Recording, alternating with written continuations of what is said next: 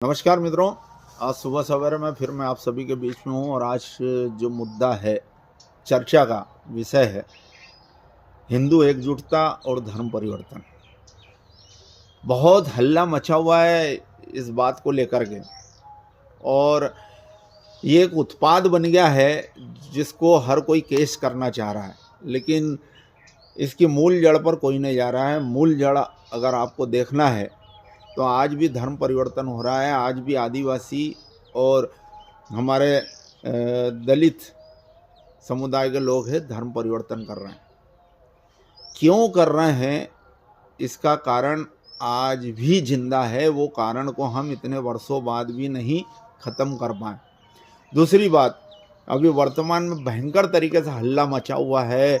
हिंदू खतरे में, हिंदू एकजुट करना है, बड़ी बड़ी रैलियां निकाल रहे हैं, बड़े बड़े सेलिब्रिटी उसमें शामिल हो रहे हैं।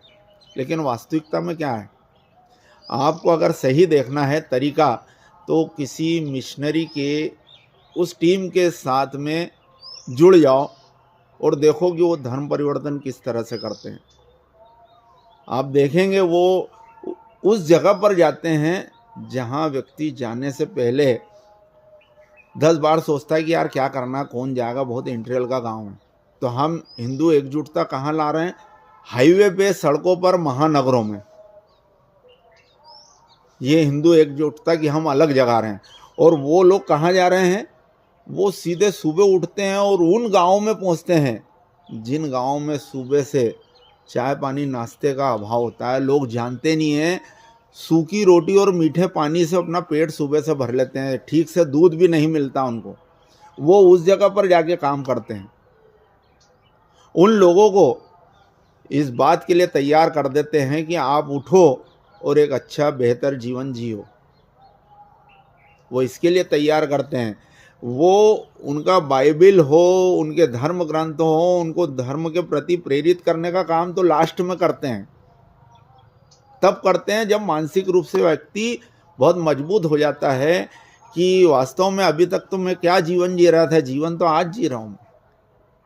जब वो अपने अतीत को देखता है, अपने साथ के लोगों को देखता है कि मैं ये जीवन जी रहा था और आज ये जीवन जी रहा हूँ, तब जाकर के उसको उस चीज़ का आभास होता है कि वास्तविक जीवन ये है। जब वो पढ़ लिख जाता है और नौकरी पेशे, ज़्यादातर नौकरी पेशे से जुड़ते हैं, ऐसे इवेंट से जुड़ जाते हैं जो अलग हट के उस दुनिया से, उनकी उस दुनिया से हट के बाहर आ जाते हैं।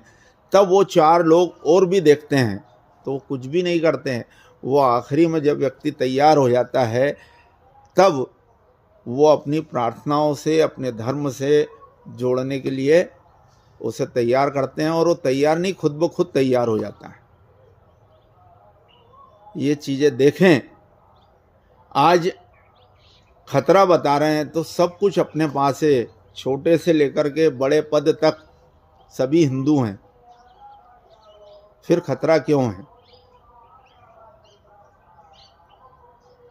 उसका कारण ही नहीं जान पा रहे हम कि ये सब कुछ हमारे हाथ में है, फिर खतरा कैसे? तो कुल मिला के बात यही है कि हल्ला मचाना ठीक नहीं है।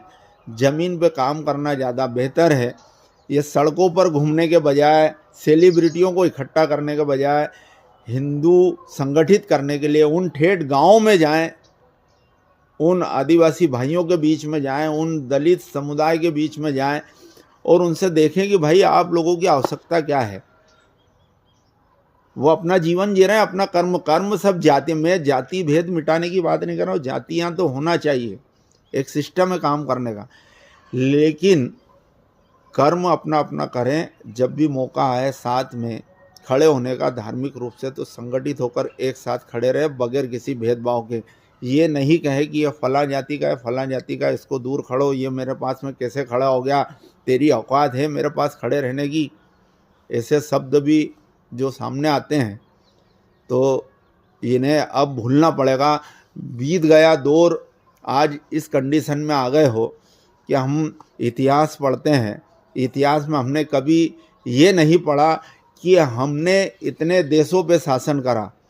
इतिहास में हमें ये पढ़ने को मिलता है कि इतने देशों ने आकर के हम पे लूटपाट मचाई, हम पे शासन करा। फ़र्क साफ है। इसलिए ये प्रदर्शन की दुकानदारी बंद करके ज़मीन पर काम करें, जो नज़र नहीं आए उन लोगों को सक्षम बनाए, जो प्रताड़ित है उनको प्रताड़ना से बाहर लेकर आए, उनको सम्मान दे। हिंदू अपने आप संगठित होगा। वरना अगर वही अपनी टर लगा के रखोगे तो जिस दिन जातिगत सर्वे हो गया, उधम तो मचा रहे हो जातिगत जनगणना का, और जिस दिन हो गया उस दिन सब कलई खुल जाएगी, पता चल जाएगा कि कितने किस जाति के लोग हैं। इसलिए बेहतर है, समय है, मेरी बात कड़वी लगेगी, लेकिन ये जो हिंदू एकजुटता का जो ड्रामा सड़कों पे हो रहा है, ये ड्रामा ना करते हुए ज़मीनी हकीकत पे उन गाँव में जाओ, सुबह उठ करके टीम बनाओ, उन गाँवों में जाओ और कभी दलित बस्ती में जाकर के देखो कि उनका जीवन यापन क्या है, वो किस तरह से काम कर रहे हैं। आदिवासी जगह, आदिवासी समुदाय के लोग, हमारे जनजाति लोग जो हैं दूर रहते हैं, बहुत ठेठ जंगलों में रहते हैं। उनके जीवन को, उनको मुख्य धारा से जोड़ो, उन्हें बताओ कि क्या जीवन है, कैसे जीते हैं। हम लोग साथ में बैठ करके कोई त्यौहार मनाएं, साथ में बैठ करके भोजन करें, साथ में बैठ करके एक दूसरे की समस्याओं का समाधान करें। लेकिन बहुत मुश्किल है साहब, ये मेरा काम है। लोग फिर गालियाँ देंगे, दिया करो, लेकिन वास्तविकता उसकी यही है कि हिंदू संगठित होगा, लेकिन सड़कों पर, हाईवे पे, महानगरों पर रैली निकालने से नहीं, उन ठेठ गाँवों में जाना पड़ेगा जहाँ वो अभाव की ज़िंदगी जी रहे हैं। आज भी कई गांव ऐसे हैं जहाँ शासकीय योजनाओं की जानकारी उन गांव के लोगों को नहीं है, सिर्फ बैनर पोस्टरों पे ही है, इससे ज़्यादा कुछ नहीं। तो उम्मीद है मेरी बात समझ में आई होगी आप लोगों को। लेकिन मुझे तो कई ऐसे बुद्धिजीवी हैं जो बगैर सोचे समझे अपनी टीका टिप्पणी कर देते हैं। भाई ठीक है, करो, आपका काम है ये, आप करते रहेंगे। लेकिन मेरा जो काम है, मैं यही कहूँगा कि अभी भी ज़मीन पर उतरो, अतीत से शिक्षा लो कि क्या वजह थी कि हम हजारों वर्ष गुलाम रहे,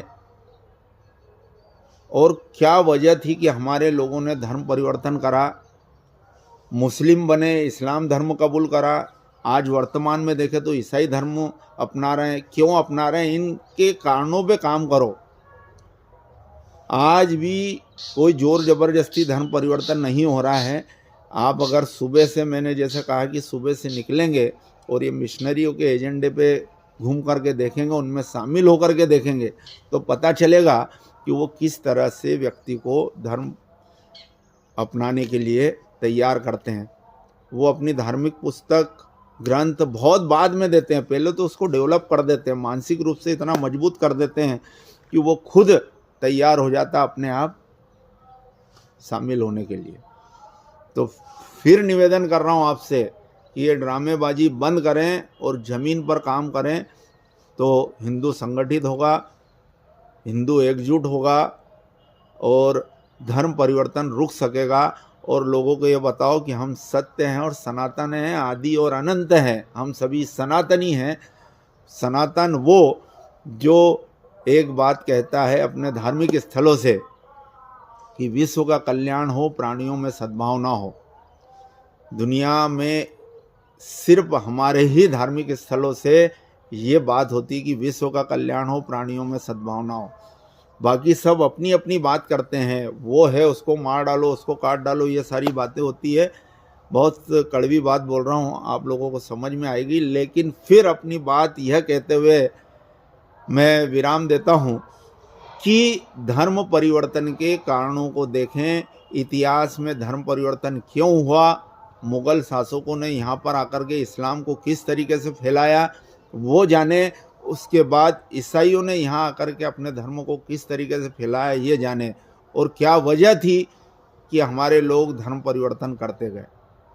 जिस दिन ये बातों का जवाब ढूंढ लोगे, उस दिन ये ऐसे सड़कों पर रैली निकालना। हम लोगों की एक सबसे बड़ी एक बात देखी आपने, कोई भी आएगा, इवेंट आएगा या इवेंट क्रिएट कर लेते हैं, उसमें डीजे बजेगा, द्वंद तूफान होंगे, बहुत से लोग नशे के अंदर, कोई गांजा पी रहा है, कोई दारू पी रहा है, और नाचे कूदेंगे और दूसरे धर्मों को अपमानित करने वाले नारेबाजी लगाते हैं। इससे हिंदू संगठित थोड़ी ना होगा, इससे तो आप उल्टा कमज़ोर कर रहे हो। आप मुहिम चलाएं कि हमारा युवा नशा नहीं करे, आप मुहिम चलाएं हमारा युवा बेरोजगार नहीं रहें, तो ऑटोमेटिक वो धर्म से जुड़ेगा, धर्म को मजबूत करेगा, खुद भी मजबूत होगा तो दूसरों को भी मजबूत करेगा। नमस्कार, जय श्री कृष्ण, जय सिया राम।